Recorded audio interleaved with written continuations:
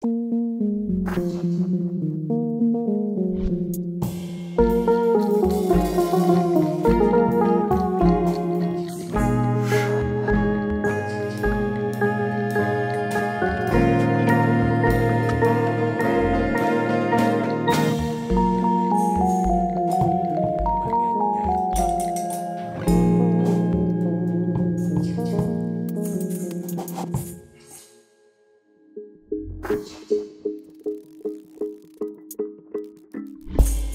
eu sou a Márcia Tiburi e esse é o Filosofia Pop.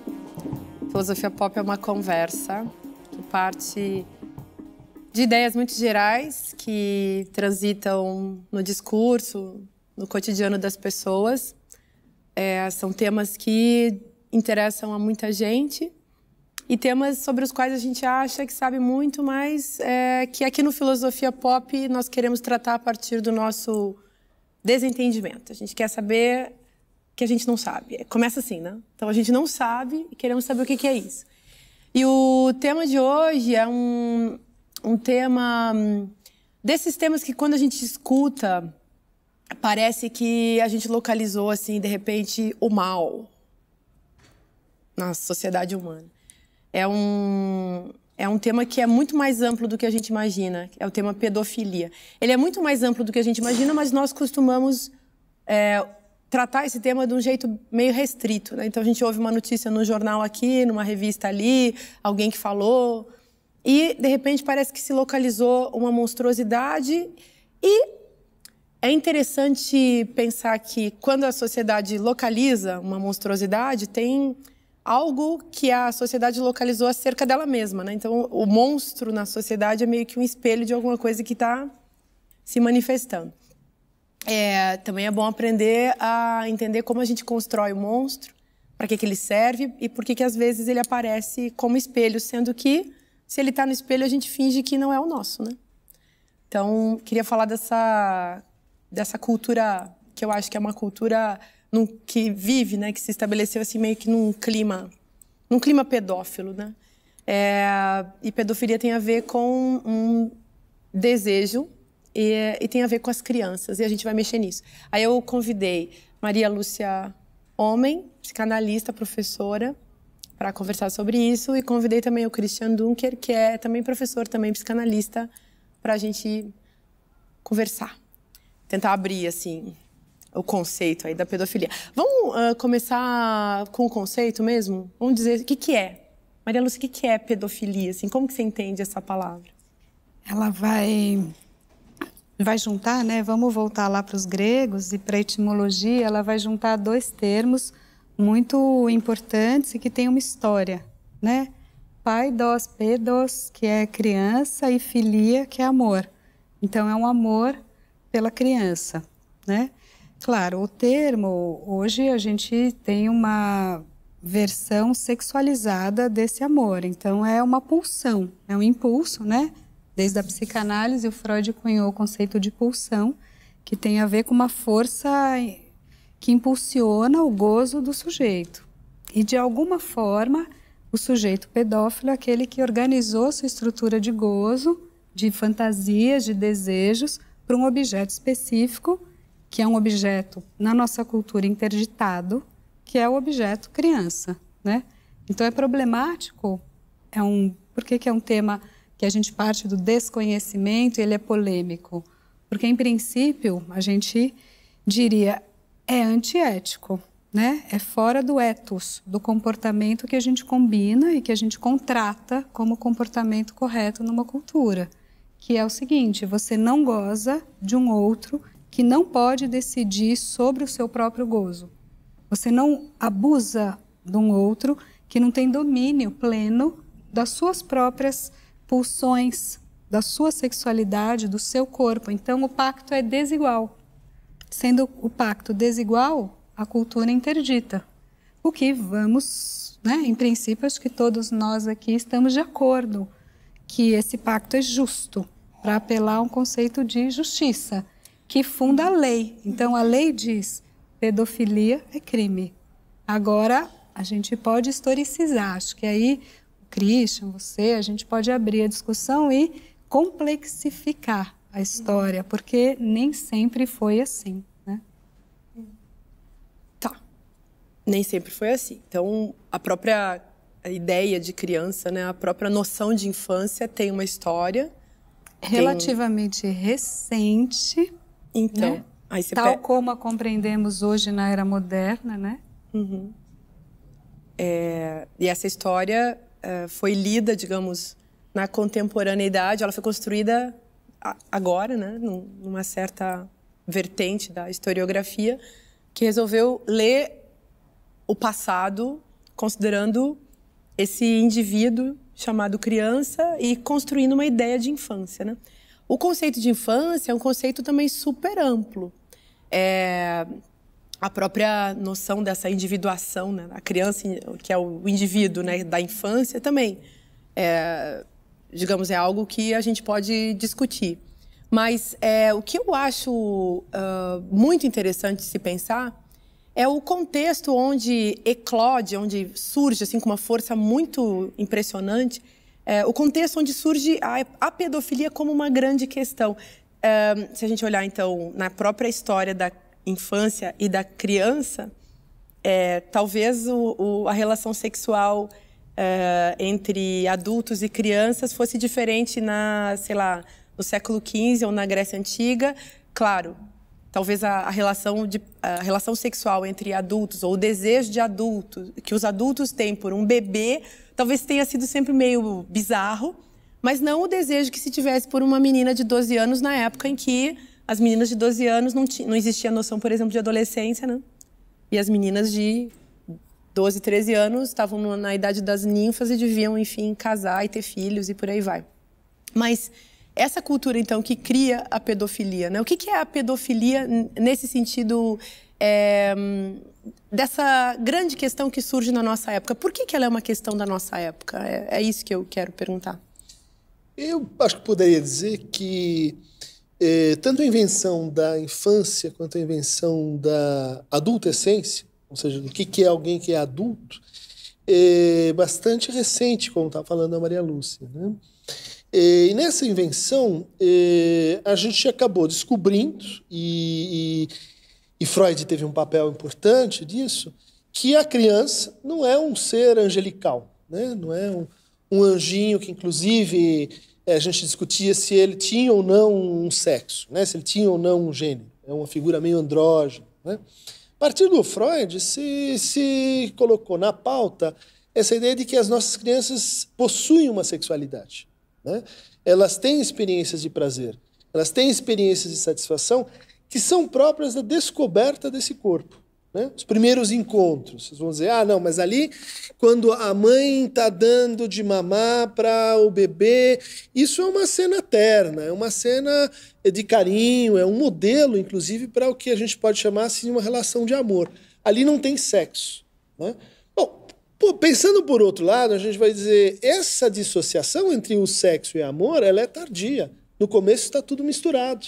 Ou seja, a criança, quando tem esse contato com o seio, ou quando ela é limpa, quando ela é tocada, é uma experiência de satisfação que está moldando, né, o que seria assim, a sexualidade dela.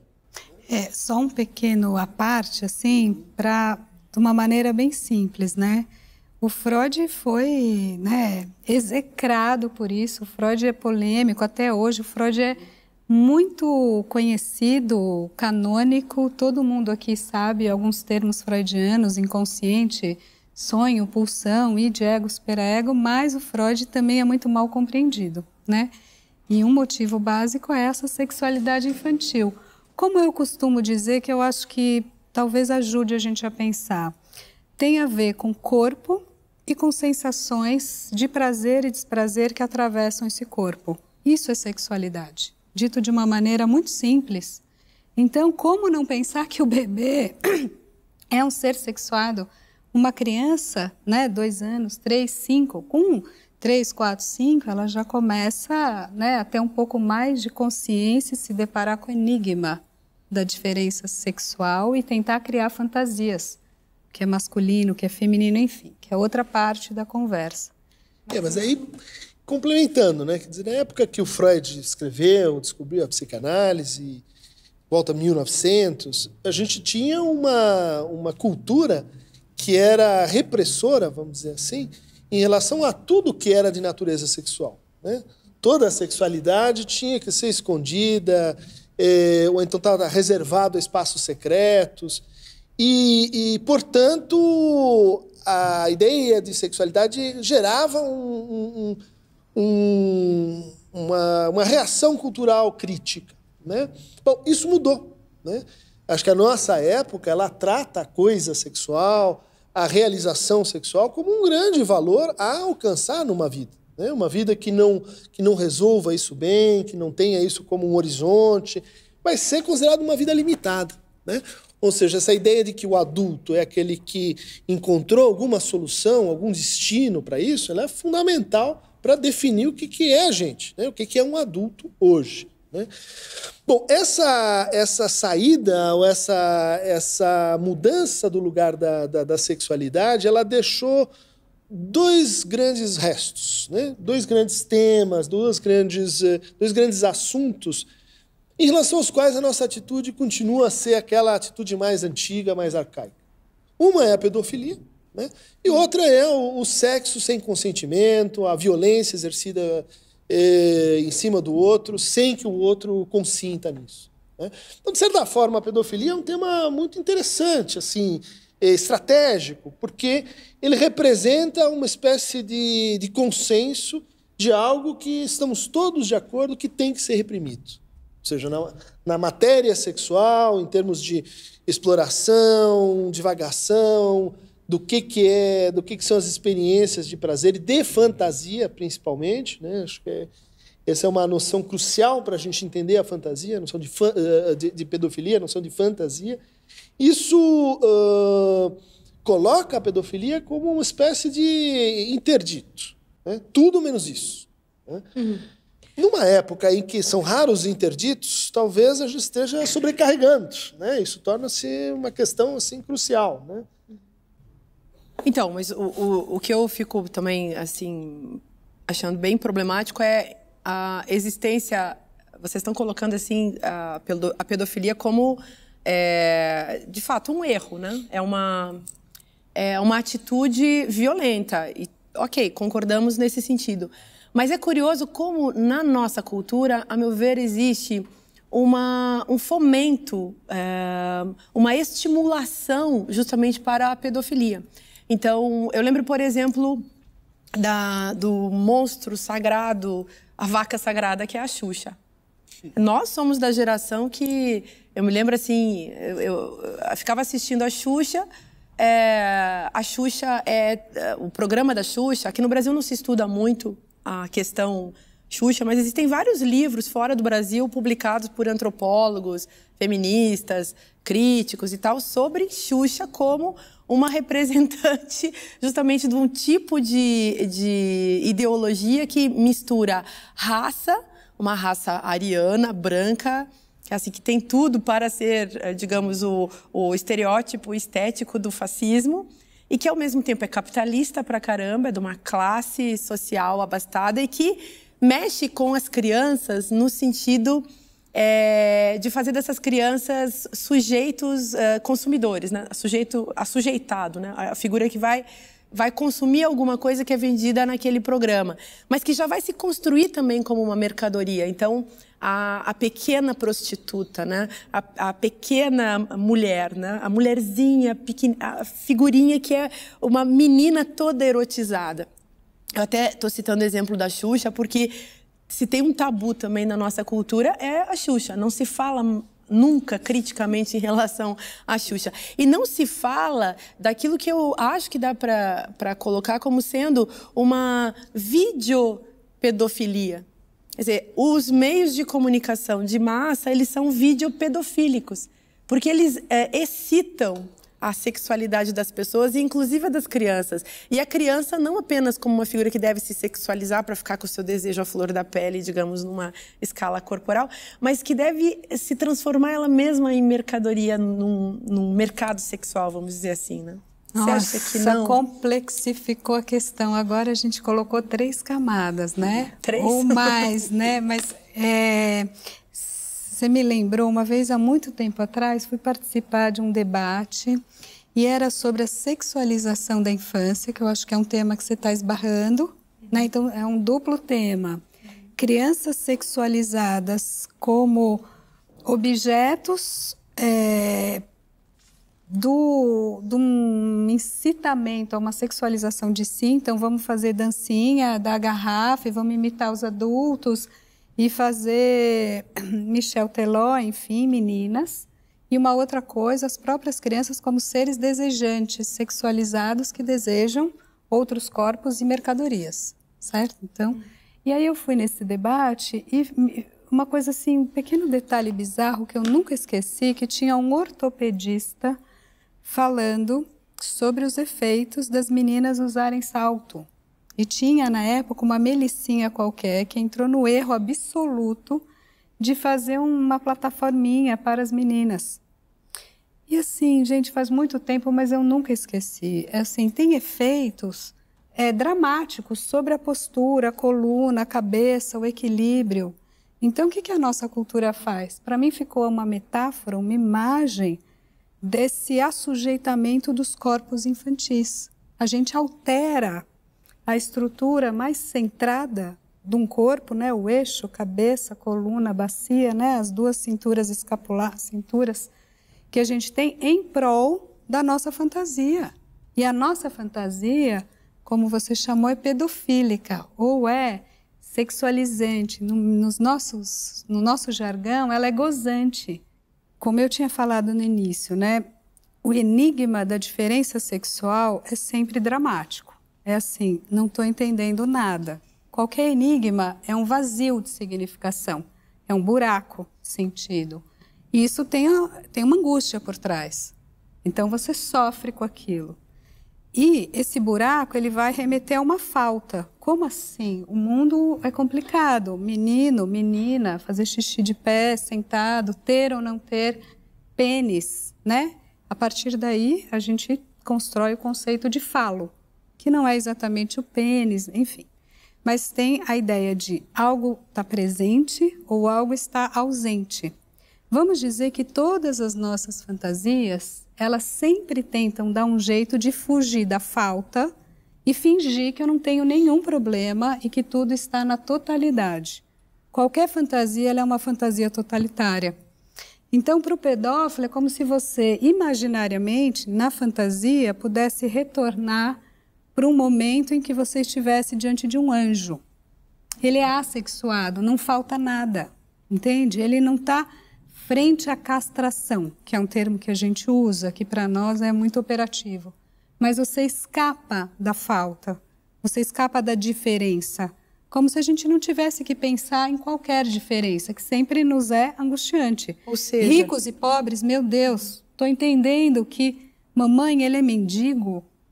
Como assim? Negros, brancos, amarelos, vermelhos, sempre é fonte de drama. E você se colocar diante disso, não só a diferença causa angústia, mas você diante dela também está numa implicação ética fundamental. Quem sou eu diante desse outro? O que eu tenho a ver com isso? Menino, menina? Então, a fantasia pedófila, ela é uma das muitas fantasias humanas. Nesse sim, eu não estou criminalizando, moralizando, desculpando, eu não estou fazendo nada disso, mas assim, tecnicamente falando, é uma fantasia como qualquer outra. É uma defesa contra a falta. Mas é uma, digamos, isso que você está chamando então de fantasia pedófila, é uma fantasia da nossa época, sobretudo intensa em nossa época. Se a gente fosse talvez procurar então a história da pedofilia, talvez não tivéssemos nunca visto tanta propaganda em cima da pedofilia. Eu acho que então nós podemos conversar um pouco mais sobre essa figura do pedófilo, né, esse sujeito que encarna essa fantasia, e pensar numa cultura que ao mesmo tempo transforma todo mundo em criança.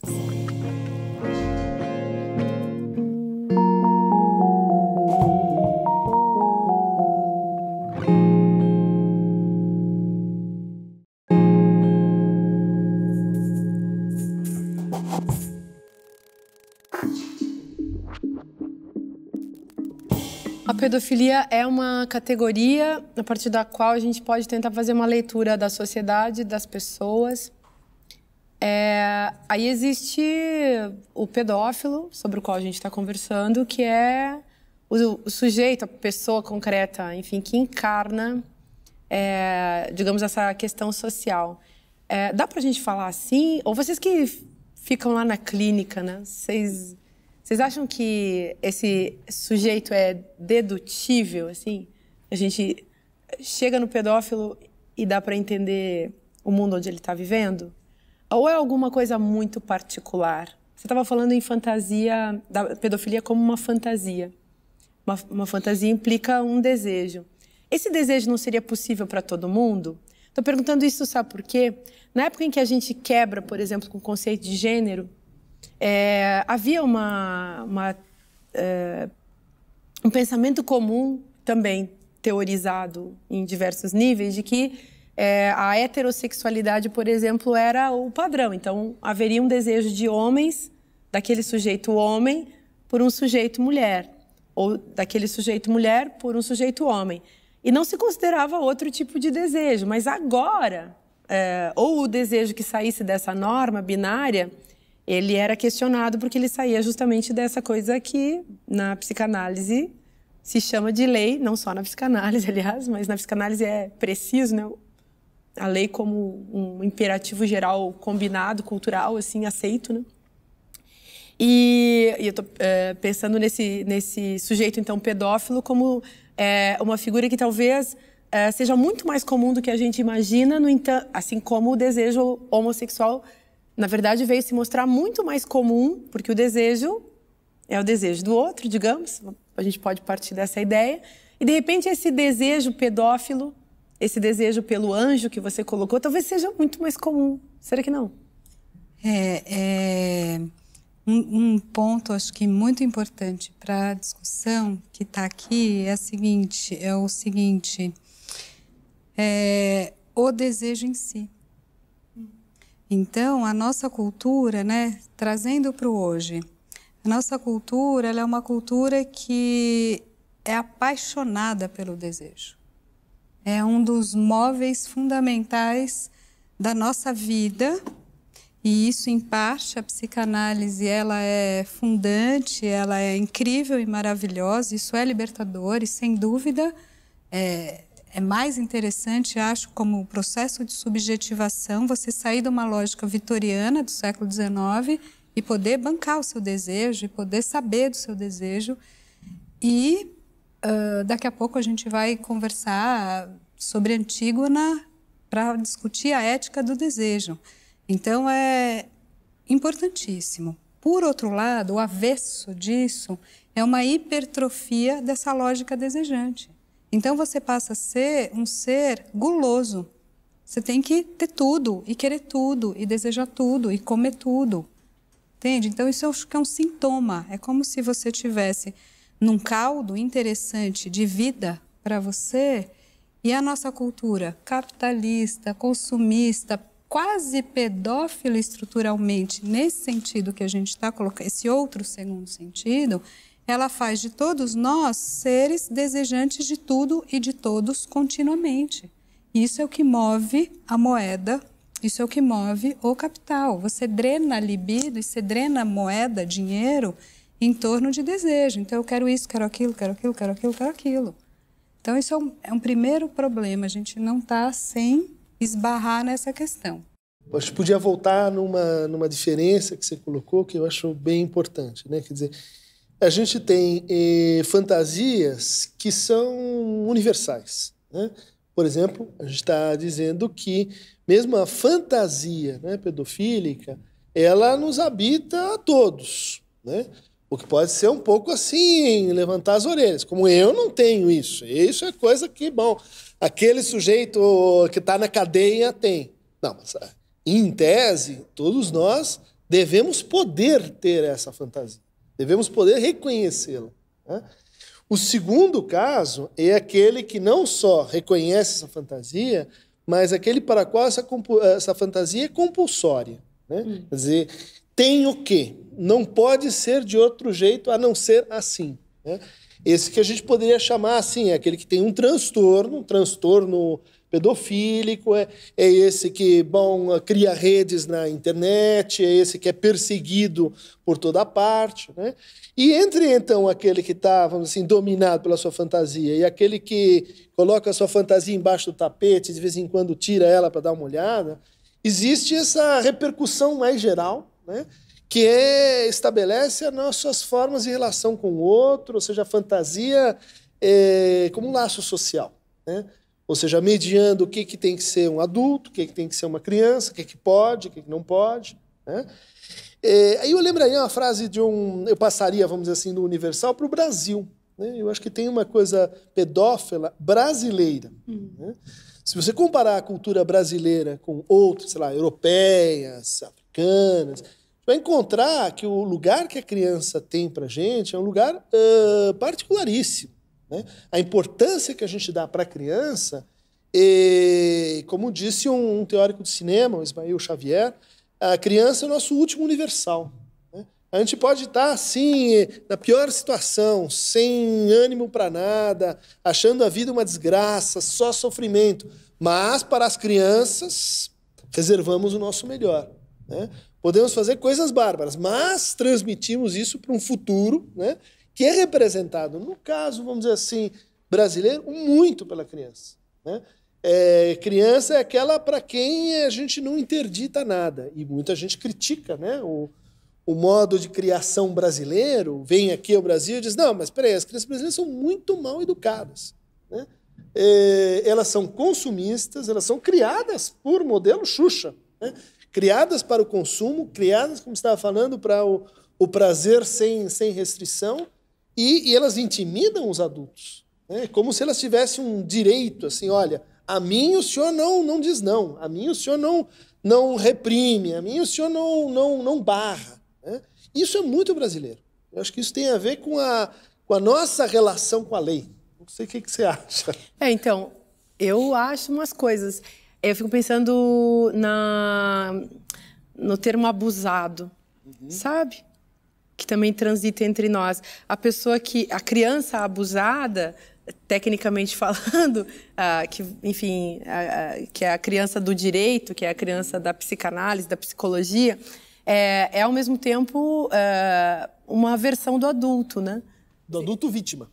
Então, do adulto vítima, mas de um adulto que, ao mesmo tempo, é essa vítima que a sua condição de vítima o inscreve em algum lugar. Eu sei lá, mas me parece que a pedofilia, o clima pedofílico entre nós, acho bem legal a gente falar, então, que a coisa é no desejo, que está na ordem do desejo, que tem que pensar nesse sentido, mas que, ao mesmo tempo, tem uma cultura, tem um culto da infantilização geral e, de repente, a criança é o nosso paradigma e a gente virou infantil também. Eu não sei, é uma tese assim, a ser levantada, essa característica, talvez, vindo com isso que você está falando, né, do adulto brasileiro, assim, como um mimado. Birrento, politicamente muito mimado. Não consegue ser responsável, o mimado como aquele que não consegue ser responsável, por isso ele não entra na ética. E também eu acho que tem aqui, vamos arriscar uma interpretação, né? Assim, hipótese, a gente tem essa paixão pela infância, sem dúvida, e talvez isso ressoe com uma fantasia muito profunda no Brasil de ser o país do futuro. O país jovem. Então, por que a gente é apaixonado pela infância? Deitado em berço esplêndido. Exato. Berço é lugar de bebê. É uma criança e que a ideia de que a infância é maravilhosa, ela está... Lembra que eu tinha falado da totalidade? Ela é a potencialidade pura. Você pode ser tudo e um dia você será. Então... Qualquer fantasia, em última instância, ela é uma fantasia infantil, porque ela pode lidar com a realidade da maneira que ela quiser. E qual é o problema da realidade? Como a gente sai do princípio do prazer, que é regido pelo estilo psíquico da fantasia, como é que a gente quebra o princípio do prazer, que é o primeiro princípio que rege o nosso psiquismo? quando a gente se depara com a realidade. Quando, assim, tá doendo, não dá mais para eu falar que não tô com fome. Ou eu tô sofrendo, a casa caiu. Não dá mais para eu pensar, o príncipe vem de cavalo branco alado e vem me salvar. Eu realmente tenho que ter uma ideia e fazer uma construção na realidade. Vamos ver se o Brasil acorda, né? E vira um pouco mais adulto, responsável por si mesmo. Gente, vamos sentar e vamos construir alguma coisa e vamos deixar essa paixão pela nossa potencialidade, pela nossa infância, como algo que, ok, fundou a nossa história. Esses dias eu recebi uma mensagem de uma menina que simplesmente interpretou, menina de 20 e poucos anos, que interpretou toda a vida dela como se tivesse sido um grande estupro. E isso era, evidentemente, uma maneira de interpretar a vida que desculpava a ela se autodesculpava naquela construção do estupro geral. E colocava-se no lugar de criança. Então, e assim, e se colocava também na posição da totalmente assediada, como se ela nunca tivesse desenvolvido relações com as pessoas que não fossem nesse clima de assédio. Mas estou falando assim, não estou falando a favor do assédio, mas estou dizendo que o clima no qual a gente vive é o do assédio. E como tem o assédio, tem um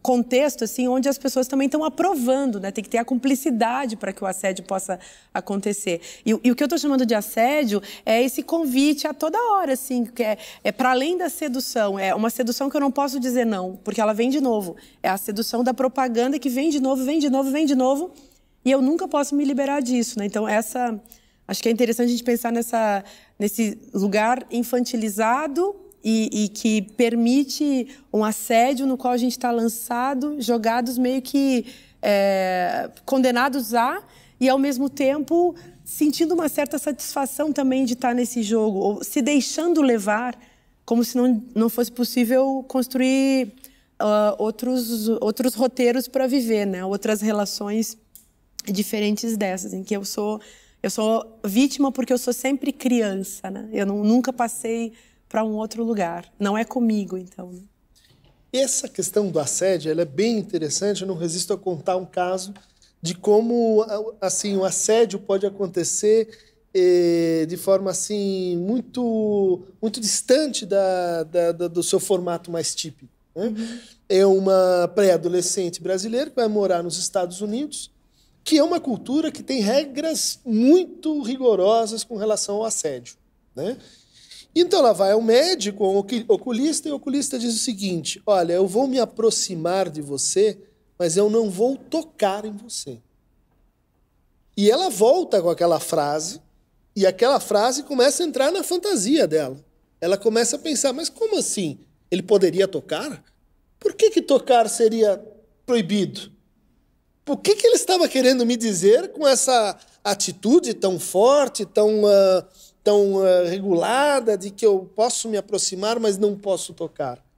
Ou seja, aquilo que era uma proteção contra o assédio, o médico estava, vamos dizer assim, agindo conforme um protocolo, é incorporado dentro da fantasia dessa criança virando adulto em termos pedófilos, né? Uhum. Não é simples a gente criar essa barreira entre até aqui a gente está brincando e a partir daqui estamos falando sério, né?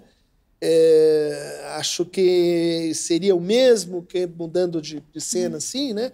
A nossa sexualidade ela pode ser apimentada com certos toques de infantilização. A gente chama quem a gente gosta de benzinho, né?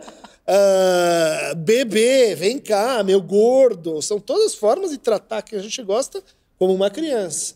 Agora, tem um momento em que isso muda de chave, né? Ou não, né? Acho que está falando da lei no Brasil, vamos dizer assim, como se a gente tivesse perdido essa importância desse momento, né?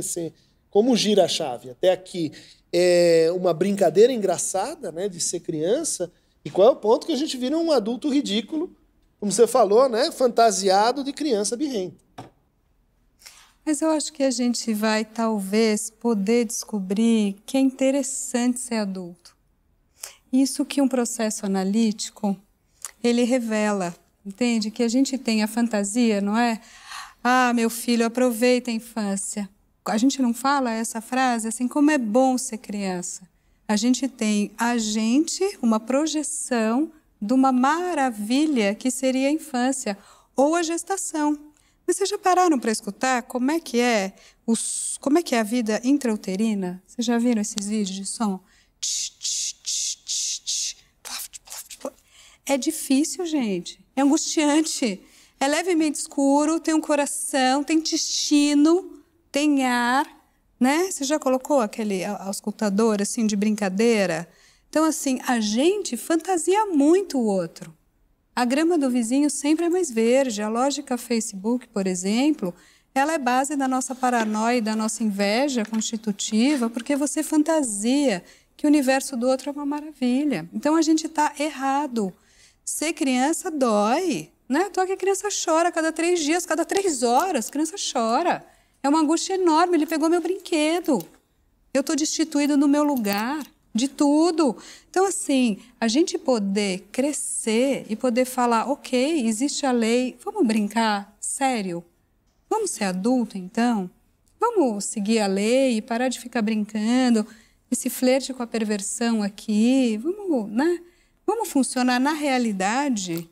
Então, eu acho que a gente está num grande equívoco de que o prazer é interessante, a realidade não, a fantasia superior, a realidade é um saco, a infância é maravilhosa, pura potencialidade, a vida adulta é só trabalho, obrigação. Chaplin, não, entende? Pode ser difícil, tem conta, ok, mas tem criatividade, tem ato, tem construção, tem obra, entende? Então, assim, vamos fazer, né? Acho que é bacana esse convite. É um convite para ser adulto, né? E para cair na real. Que convite. Não, e que pode ser bom, ou para pode ser usar a fantasia prazeroso. pedofílica de uma forma mais interessante, mais complexa. Né? O artista, né? A vida lúdica, o brincar em diversas esferas, assim, acho que pode ser. Tem gente que talvez nunca saia da infância, talvez essas categorizações e esses fechamentos no tempo, assim, talvez também eles não façam tanto sentido, assim, no nível ontológico, né? Quer dizer, quando você chega na experiência e tenta, sei lá, viver a vida. Mas eu acho que dá para dizer que essa cultura da pedofilia, ou essa pedofilia que é categoria para analisar a cultura, tem uma regra básica, assim, tem uma questão básica, que é colocar a criança como objeto do desejo, mas um objeto também manipulado. E isso, a meu ver, é meio paradigmático para explicar também o que as famílias fazem com as crianças e o que significa, por exemplo, procriar na nossa época. Esse assunto também a gente tem que falar.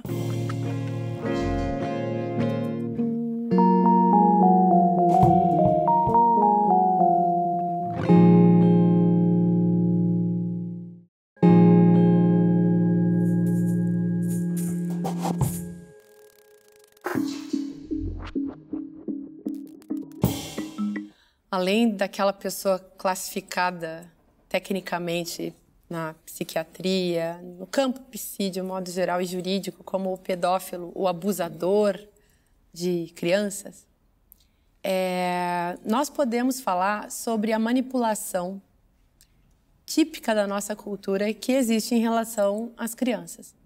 Por exemplo,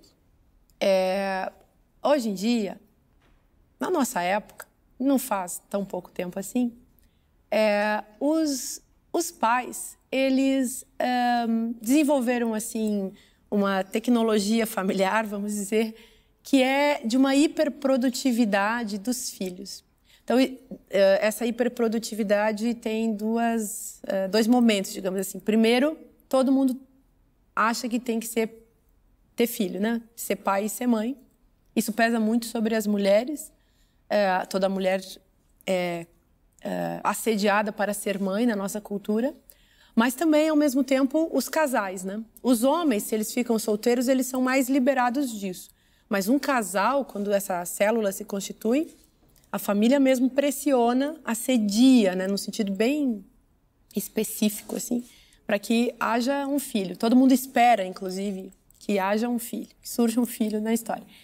E as pessoas, ao mesmo tempo, num outro momento, elas encaram a criação do filho, tanto a gestação, a procriação e a educação dos filhos, e a formação dos filhos, como uma prática, assim, que é a criação de uma obra, praticamente, né? Então, aquelas crianças que vão para a melhor escola, que vão ter que saber inglês, natação, saber tudo de matemática, ir para os escoteiros, fazer viagens incríveis, ter um hobby, se dedicar a alguma coisa, pensar numa vida profissional depois. Não tem vazio, né, para essa infância. Essa mesma infância que é movida a vários remédios, né, sobretudo a infância urbana, que é a infância dentro da criança criada no apartamento. E eu tenho um livro que eu acho impressionante, que é o livro do Júlio Cabreira, que chama Por que te amo, não nascerás. Ele questiona justamente a ética no ato de procriar e de ter filhos, porque ele diz que todos os motivos pelos quais as pessoas têm filhos na nossa cultura entram em choque com aspectos mais básicos de qualquer ética, como, por exemplo, da ética kantiana, que é o tratar o outro como se ele fosse o que ele realmente é, um fim, e não um meio. Ele coloca que tratar o outro como um meio, que é uma questão clássica da ética, implica eu objetificar esse outro, eu manipular esse outro. Então, quando você pergunta... Um dia entrou uma moça, vou dar um exemplo, entrou uma moça na minha casa e ela era casada, recém-casada, assim, eu estava lá, nem conhecia, aqueles dias que chega um monte de gente, e ela fala assim, tô louca para ter filhos, porque eu quero ter alguém para cuidar de mim quando eu ficar velha. Aí eu cheguei para ela e falei assim, mas quem disse que ele vai cuidar de você quando você ficar velha? Quem disse que você vai ficar velha? E aí eu dei uma prejudicada assim na conversa para ver. E outra coisa que ela falou, tô louca para decorar um quarto infantil. Aí eu calei a minha boca porque ia ficar meio atritoso, porque ia dar um atrito, gente, porque se você quer decorar um quarto infantil, ok, pode ser legal se você ficou grávida, se você quer ter um filho, ok. Mas não isso, né? O filho não serve para morar no quarto que você decorou. Antes o quarto deveria servir ao filho e não o filho servir ao quarto. Eis a questão. A gente está numa cultura assim que as pessoas estão sendo objetificadas e os objetos estão sendo, digamos, o foco fundamental da nossa experiência. A gente deseja mais, de repente, o objeto. O mundo é feito para os objetos, para as tecnologias, e as pessoas às quais isso tudo devia servir, essas pessoas estão sendo preteridas, né? E as pessoas humanas chamadas filhos, crianças, né? Filho de brinquedo, digamos, é o que a gente tem hoje. O filho de brinquedo, então os filhos estão sendo objetificados e os objetos servem como objetos de gozo para os sujeitos gozantes que pensam em si na matriz ultra-individualista que é a nossa, né? Então, nessa fala, só recortando uma fala hipotética, e também a gente escuta muito, o que está em jogo? Eu quero brincar de casinha. Então, eu quero brincar de casinha e fazer uma casinha de boneca e colocar minha boneca bebê dentro. Eu quero brincar de ficar velha e me imaginar com anteparo perante a angústia da velhice e ter um cuidador que vai cuidar de mim, entende? A matriz é o eu. Isso é uma questão imensa da nossa cultura atualmente e é pouco do que a gente está discutindo. Então, assim, esse filho, ele passa a ser, de maneira mais ampla, um filho fetiche. Filho fetiche para mostrar o sucesso dos pais. Então, vocês estão dizendo uma coisa super radical, né? Vocês estão apontando para uma propriedade da fantasia, que é quando alguém entra nesse lugar de objeto, eu sei mais sobre esse outro do que ele mesmo, né? Então, é essa criança que é uma extensão da mãe, que é um acessório da mãe. E que ela se investe de um supremo poder para poder não só dizer, mas sentir com absoluta certeza de que eu sei o que é melhor para você. E o que é melhor para você é realizar os meus desejos, os meus ideais, a minha fantasia. Ou seja, nada mais comum na nossa cultura do que, e agora eu vou radicalizar a fala de vocês, do que mães pedófilas. Porque, tecnicamente, o que a gente vê nessa montagem são mães pedofílicas, são mães que usam os seus filhos, para o seu próprio narcisismo, que tomam eles como objetos, que moldam o cotidiano deles como objetos, que têm que ser, então, de alto desempenho, de grande performance, para mostrar para todo mundo, pequena Miss Sunshine. São mães pedófilas. Agora, vá você dizer isso na televisão. Né? Vá você dizer isso para uma mãe que está em nome de um bem e de um universal indiscutível, né? Fazendo aquilo que ela tem certeza que é o melhor para o outro, só que não é para ela. Né? Quem é que vai chamar esta mãe de mãe pedófila? A minha pergunta era justamente sobre isso, tipo... Vamos supor que eu seja um pedófilo e, sei lá, eu curto criança. E aí era com relação à postura do psicanalista, tipo... Eu vou ter que satisfazer meu desejo de algum jeito, né? Só que, teoricamente, não posso, legalmente eu não posso, né? Eu queria saber como vocês lidam com isso, assim. Não sei se vocês podem responder também. Uia. É difícil, e eu acho que é uma excelente pergunta, assim, né? Da qual nós estamos relativamente protegidos, nós os clínicos, porque é muito raro que um verdadeiro pedófilo procure um analista. Né? É muito raro.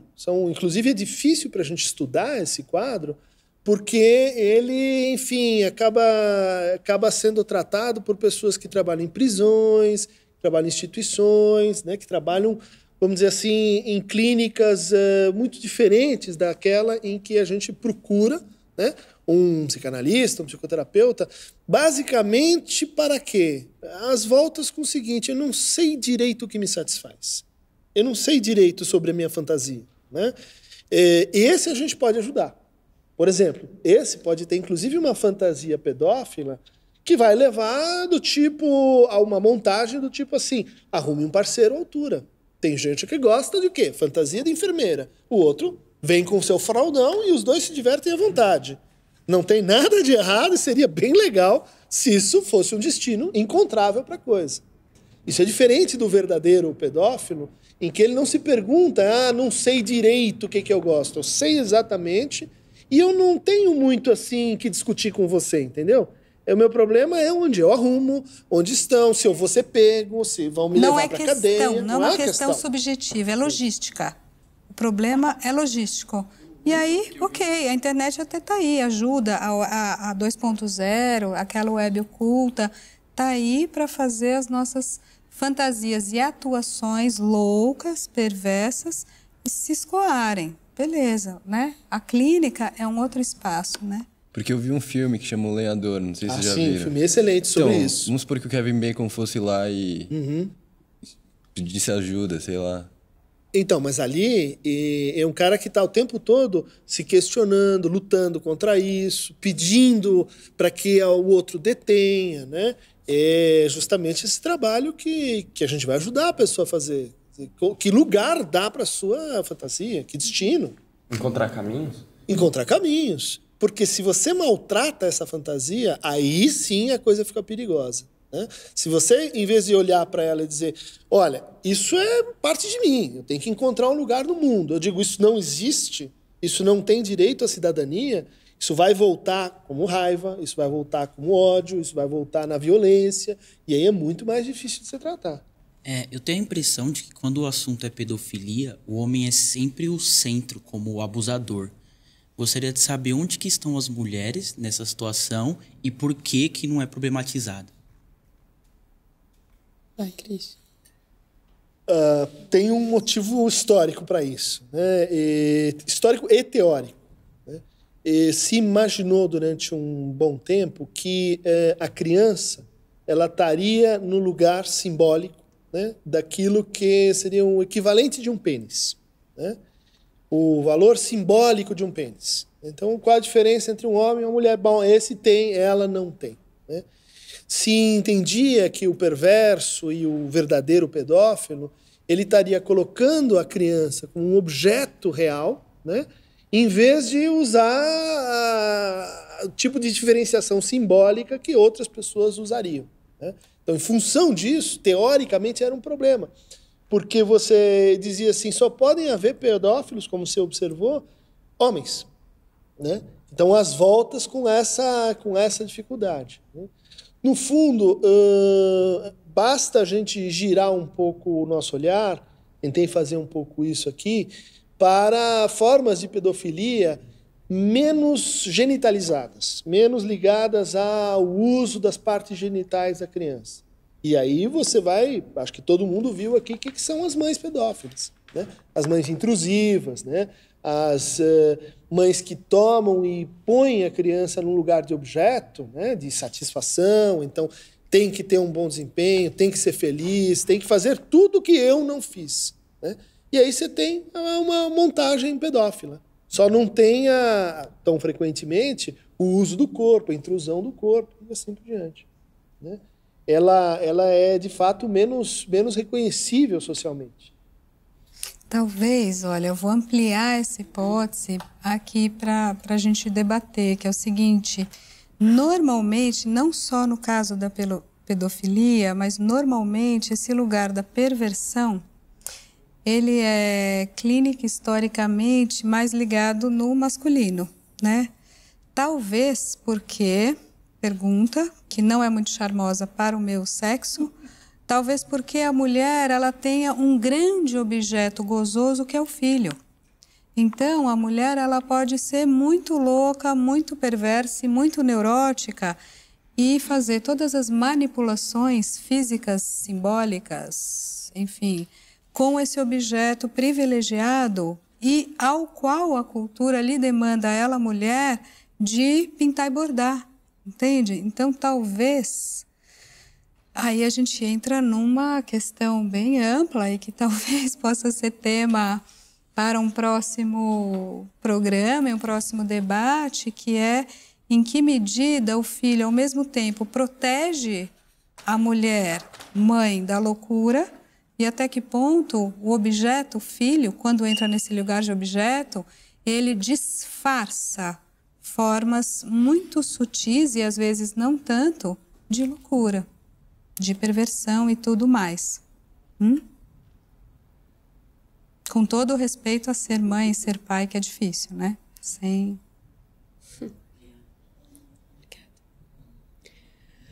Então, o pedófilo, a pedofilia, a videopedofilia, a objetificação, a manipulação, o desejo pedofílico. Vocês vejam quantas categorias surgem aqui na nossa conversa. Categorias que mostram, como Maria Lúcia falou, a complexidade, né? E a importância também da gente poder conversar para que isso saia da esfera desse obscuro coletivo, assim, do senso comum, né? É interessante olhar para isso, para essa questão da pedofilia, para a gente tentar se entender e certamente para tentar entender o outro, que é sempre um desafio, esteja ele mais próximo, mais distante, e que acho que na nossa cultura é um elemento esquecido, né? Um elemento, assim, bem ostracizado nessa nossa cultura em que existe um certo culto do eu, dá para dizer, num sentido assim bem vulgar, até um narcisismo meio geral, em que tudo está resolvido, né? Porque o problema disso é a gente usar tudo isso, como você colocou, para evitar um pensamento mais complexo, evitar um enfrentamento, afinal de contas, das questões, né? Então, pensar mais, esse é o nosso objetivo. Talvez a gente não consiga chegar a nenhum lugar com nenhuma grande definição, mas o que importa em filosofia é o método. E método é o caminho. Então, vamos seguindo no caminho. Aí a gente fica no filosofia pop.